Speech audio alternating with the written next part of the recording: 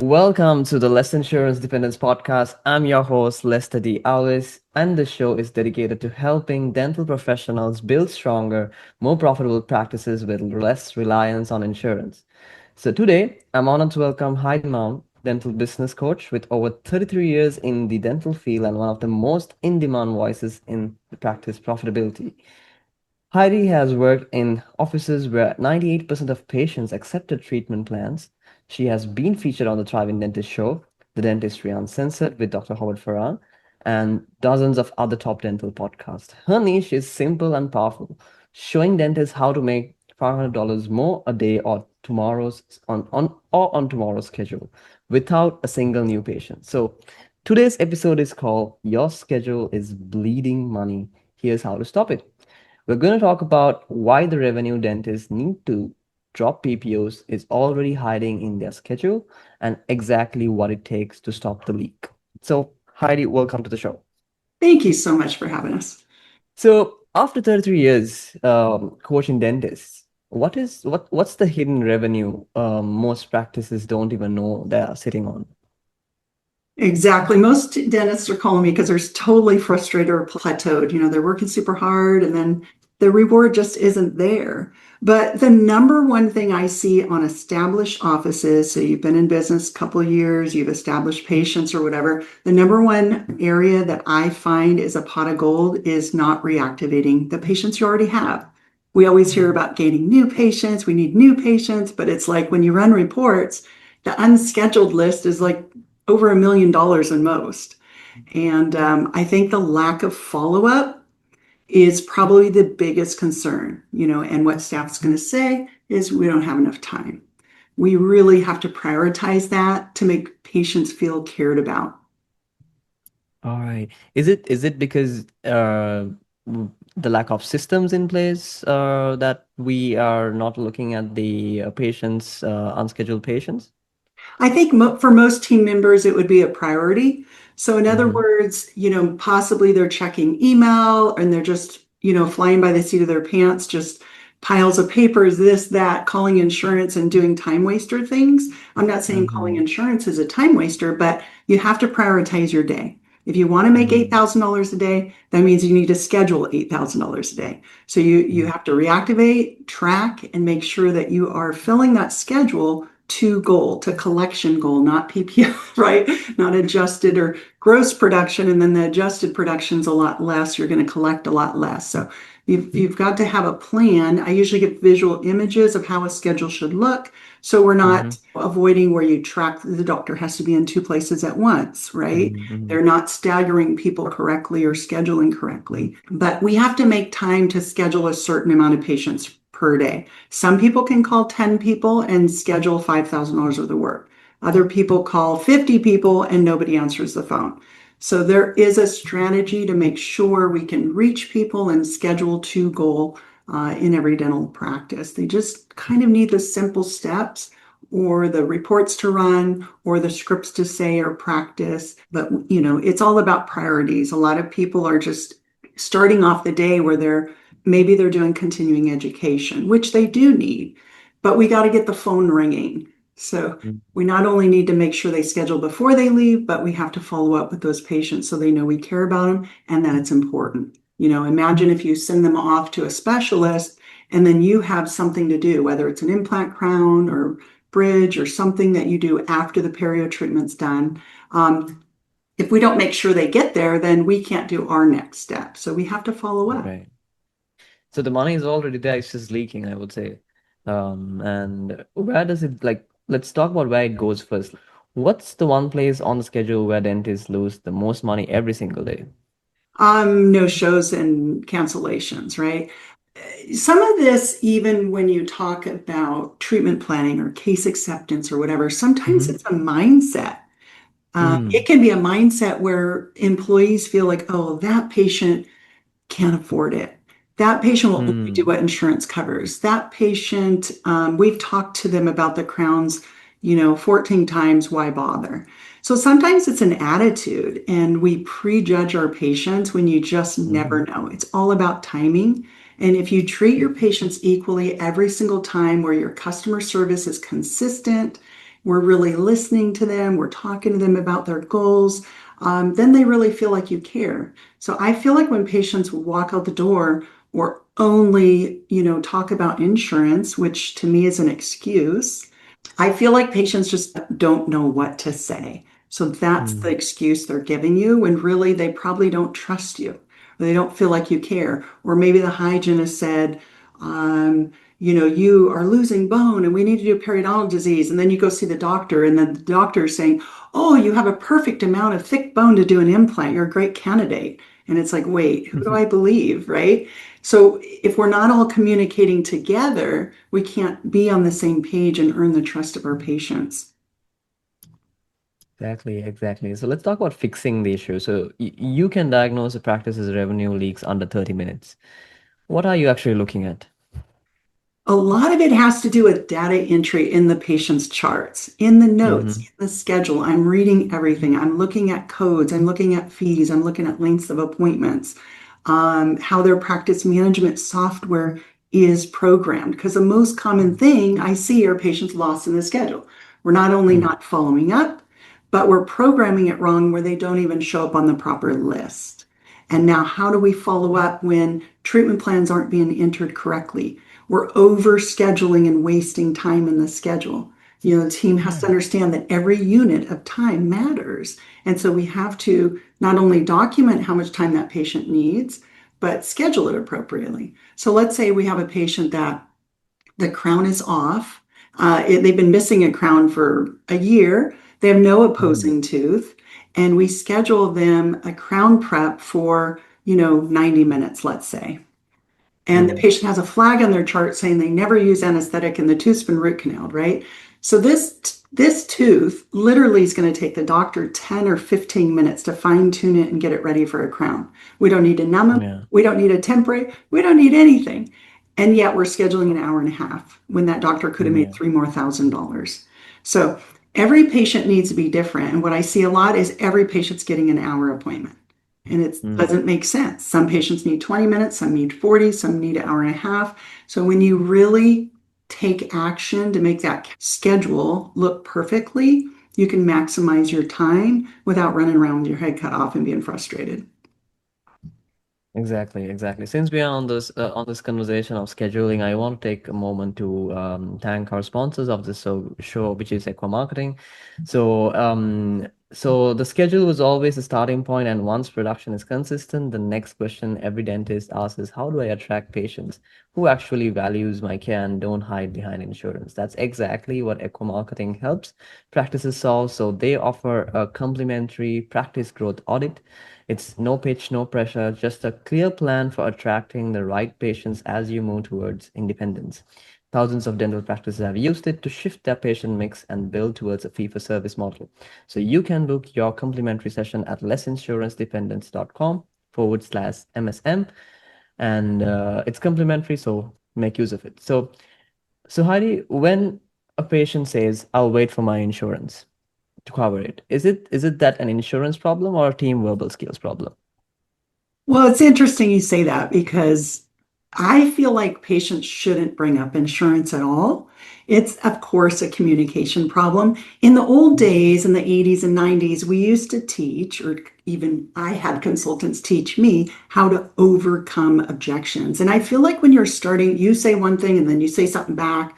I feel like it turns into like arguing, right? So I Mm. think the key is to prevent the objections. When Mm-hmm. when team members learn to create value for the service that the patient actually wants, then the insurance is not going to matter. You can say something as simple as, look, your insurance is going to cover cleaning, exams, and x-rays. They've been paying $1,000 a year since 1970. We used to fix a whole mouth and do a whole denture, a whole whatever, all this work for $1,000. Now you can't even fix one tooth. So we just use Mm-hmm. that insurance for cleaning, exams, and x-rays. You might have a couple $100 extra to put towards a filling or something, but this is something you need, right?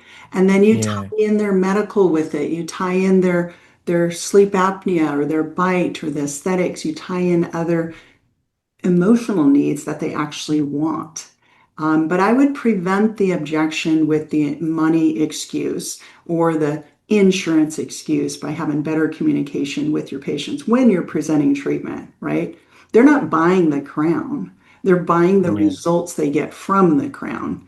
So we have to learn how to communicate it in a way that patients actually value spending it on their mouth. exactly, exactly. I think it was all about the communication, and you fix the communication. I think you can easily come out of that Yeah. And scenario. I love how your company will make sure that you're attracting the right patient. I think that's where a lot of dentists get it wrong, right? Mm-hmm. We go in and we look at their website and it's like, why are there children everywhere, but you're trying to market implants? Do you know what I mean? Like, make your website your ideal patient. Okay. So, if I'm a diet coach, right, there's a million of them out there. I'm going to give you a meal plan, I'm going to give you exercise plan, this or that. So there's just a million of them out there. But Mm-hmm. if I say, I'm going to help middle-aged women lose 2 inches off their waist, and I Mm-hmm. focus on your ideal client, you will attract way more if you have a niche or something you specialize in. You may be able to do general dentistry and do everything, but if you Yeah, love ortho, or you love dentures, or you love this or that, make sure you're only attracting what you love so you can do more of that. Every dentist right. wants cosmetic cases. But then I go and look at the images on their website and their template teeth with crooked teeth or the midlines off or something's going on. And it's like, how are you going to attract somebody that you want to spend 10 or $20,000? And then on there, it's like, here's a coupon. You can come in for 29 bucks to get your teeth cleaned. Stuff like that. You're Yeah, not going to attract a high-end person if you do that. exactly, exactly. So, what's the first move? What should dentists look at on tomorrow's schedule before they touch a single insurance contract? Well, we want to make sure you're properly scheduled to meet your collection goal, right? Mm-hmm. You want to analyze which patients are actually spending more than $1,000 at your office. So if we Mm-hmm. run, let's say, a new patient report and we see the list of patients, we see the referral sources, where they come from. You definitely want more than half coming from your own patients, not just Yeah. Google or this or that. Uh, but if your patients are only spending between $300 and $1,000, what we do know is you basically clean their teeth, right? You did Mm-hmm. what insurance would cover. You did the couple fillings they wanted or whatever. So when I look at a new patient report, I'm looking for somebody who spent $3,000 to $5,000 or more in the past Mm. 2, 3, 4 months, right? Because they might be a new patient 2 weeks ago. We're not going to see the results right Yeah. away. So you want to look at the whole year. You want to go quarter by quarter and look at it and go, okay, what do these patients, the one that spent $5,000, $10,000, what do they have in common? Maybe they're all Mm. golfers. Maybe they all wanted implants. But there, you will find something that you're naturally good at selling, right? So Yeah. naturally attracted these type of people. They might all be at 60 years old. They might be all women, but you need to figure out who is your ideal patient. So you only market to that niche. And then that will help you build your schedule better.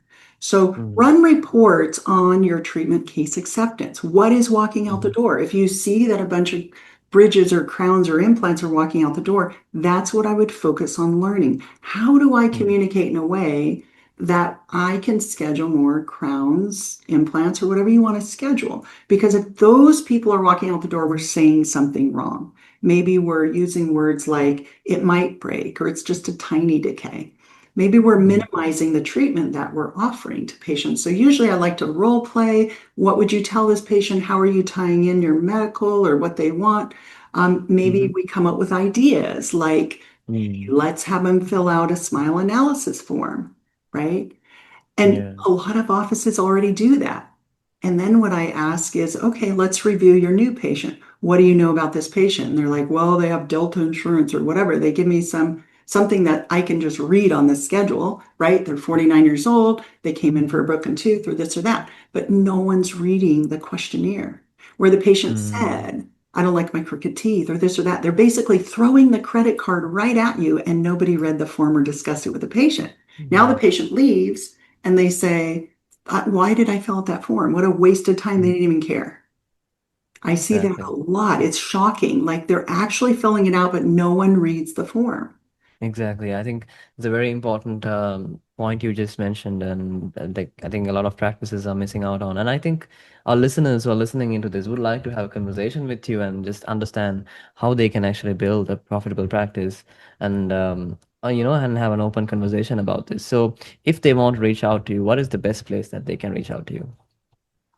You can find me at coachheidimount.com, my website. There's a booking link in there. You can reserve a call.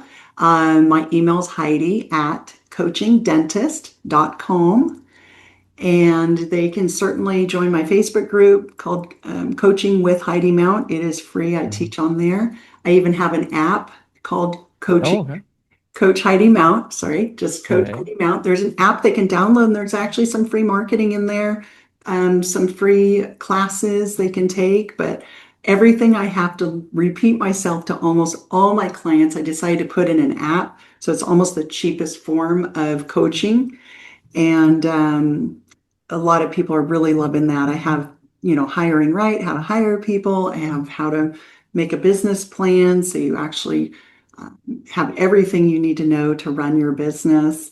I've got personal development courses.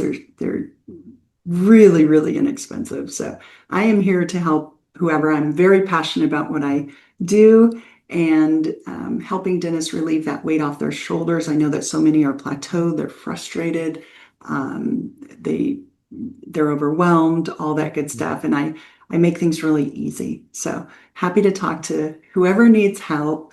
And I'm always willing to give a free coaching call.